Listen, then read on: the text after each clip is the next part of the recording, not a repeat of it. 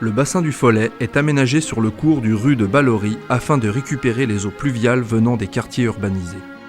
Il s'agit d'un bassin totalement artificiel, comme le sont beaucoup d'autres sur le territoire. Creusé en 1976, il est l'un des plus anciens de Sénart. Au fil des années, il s'est fait progressivement coloniser par la biodiversité locale. Ce site, l'intérêt, c'est qu'il est un petit peu au calme, un peu en retrait par rapport à l'urbanisation. Il y a également divers milieux qui se croisent, puisqu'on a de la prairie, autour, on a une forêt à proximité, on a une zone humide, et puis donc des pentes douces et des interactions entre ces différents milieux.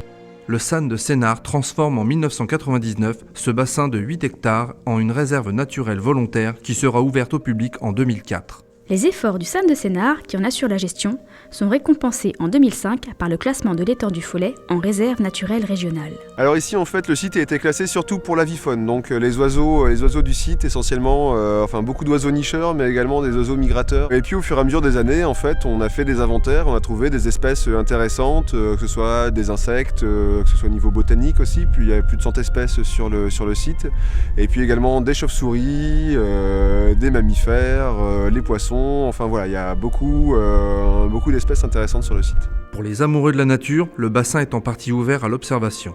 C'est à l'aube ou au coucher du soleil qu'il faut venir pour entendre au mieux chanter les oiseaux, là où la nature est la plus active.